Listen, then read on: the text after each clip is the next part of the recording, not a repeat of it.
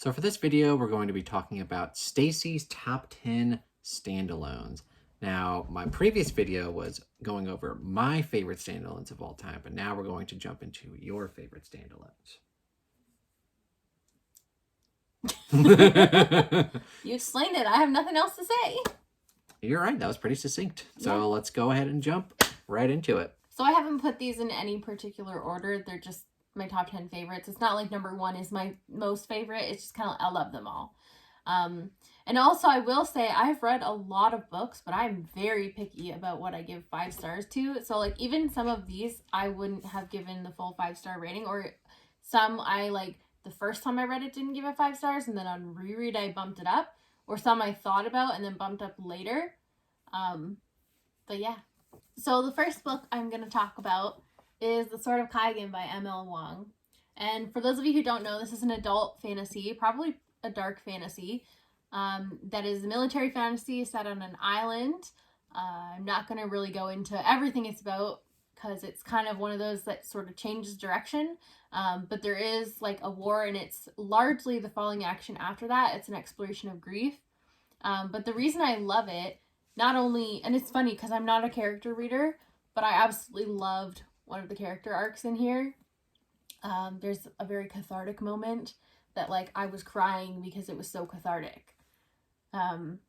There's just a lot of really great moments, and the pacing is great. The action scenes are great. The elemental magic is fun.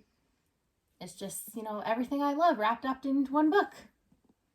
And I've read this book because, you know, you really wanted me to read it. I made you. Yeah, she made me. I gave it 4 stars. I really enjoyed all of the stuff that she mentions, like how cathartic it is at the end. But for me, the very beginning of the book is very rough with all of the random world building that I did not care about. And then the very ending, after the very cathartic stuff, kind of tries to tie in with her other stuff. And I wasn't a fan of those moments. But overall, a great book. That is fair. I will say, like, the first time I read it, I gave it 4.5 stars. And I think it's because there are some unnecessary moments.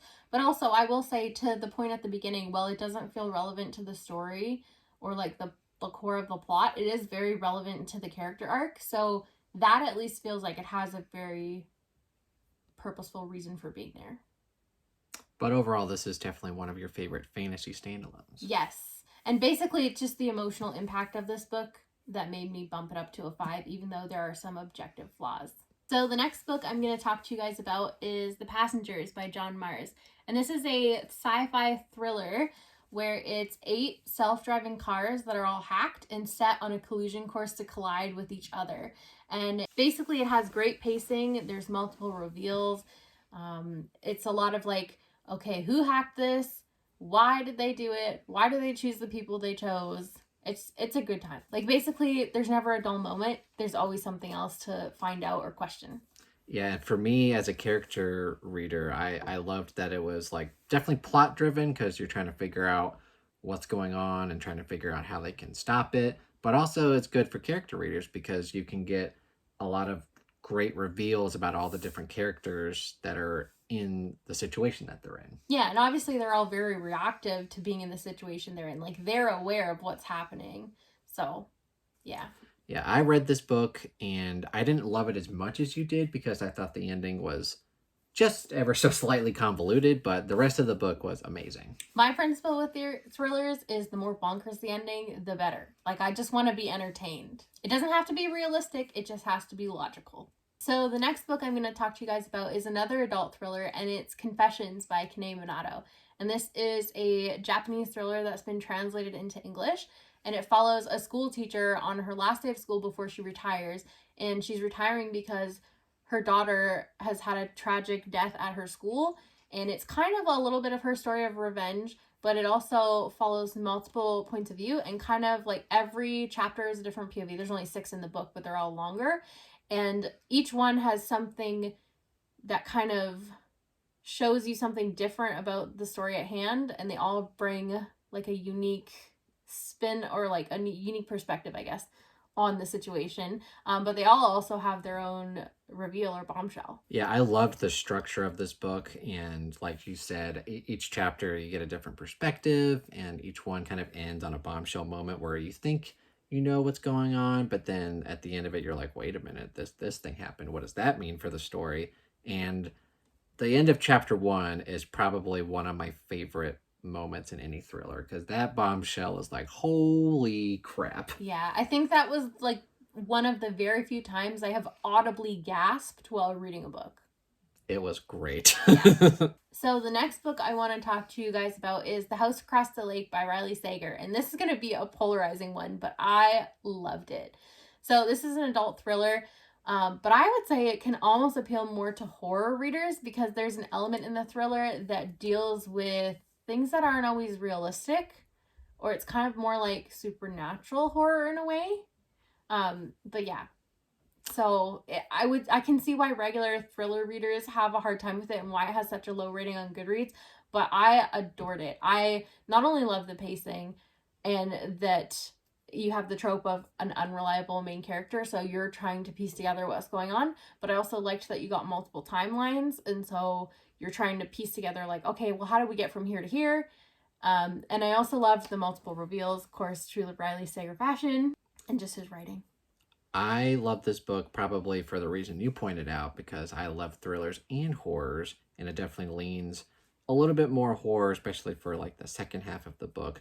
I loved how bonkers it got. I didn't see it coming, and it's definitely my favorite Riley Sager Riley Sager because of that, how bonkers it is. So I think we're both in agreement that this is an amazing book. I will be amazed if anyone can truly say they saw where this book is going because I have never felt more duped by a thriller twist ever. Same. Like I literally had to go back and reread stuff to make sure I didn't like misinterpret something because I was like, "What?"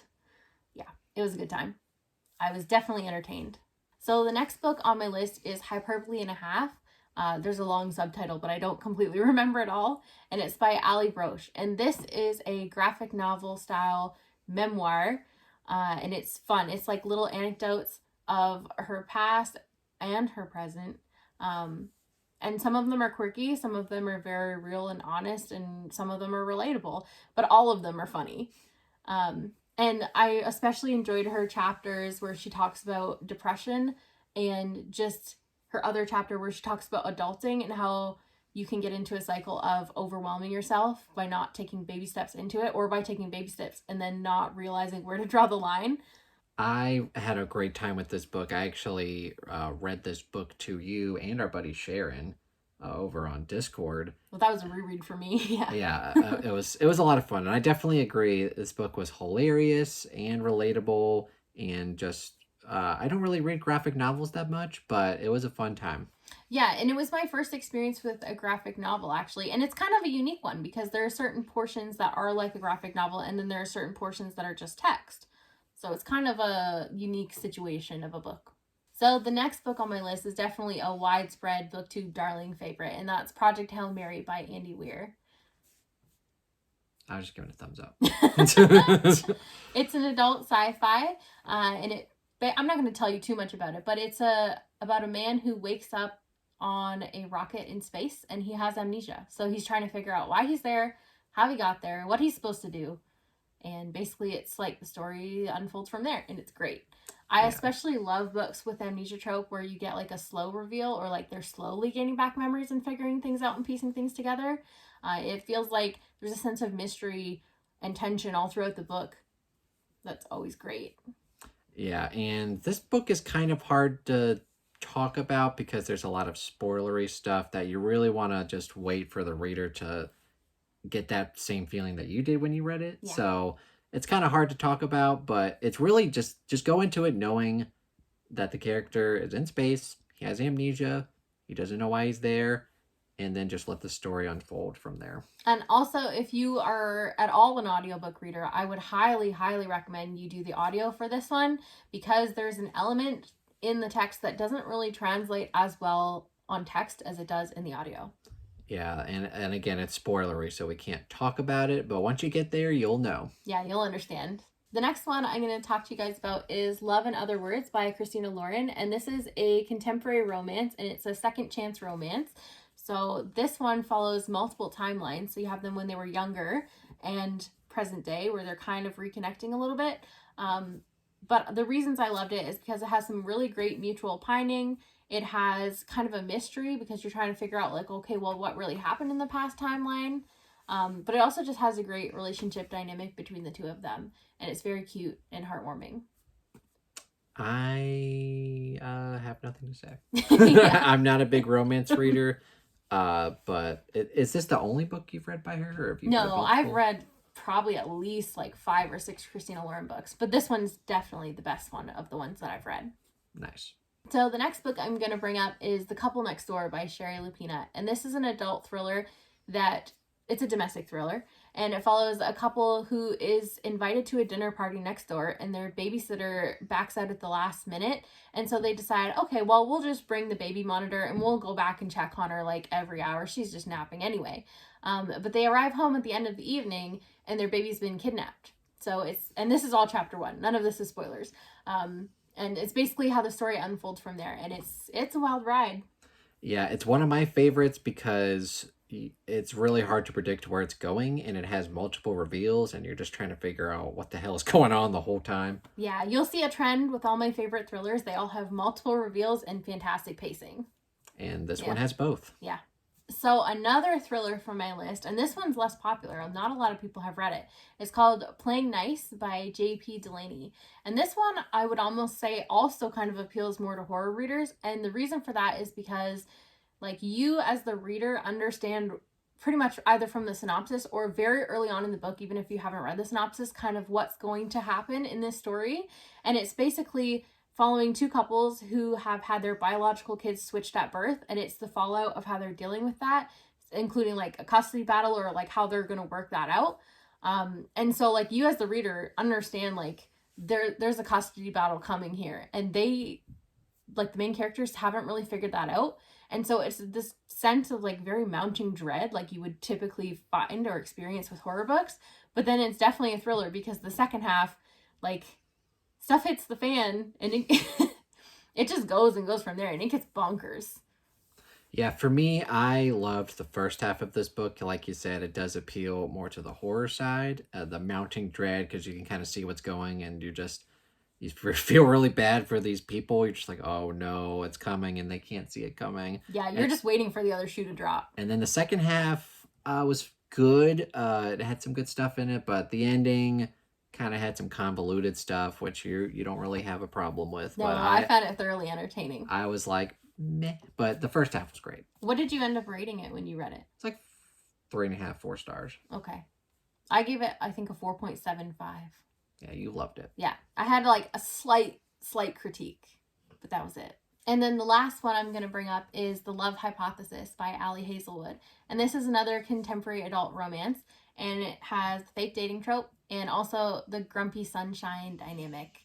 And I love this one for multiple reasons, but mainly because the writing is really addictive, the pacing was great, and it's rare for me to read a romance where I don't have some kind of critique or complaint with a third act conflict. I think this was one where I thought it was really well done, so I really appreciated that. But I also found there were a lot of like serious moments that were kind of thought-provoking, and it's so weird because that's not really what you look for in an adult contemporary romance. And it's not like it overshadowed the story or took over the plot like it can in others.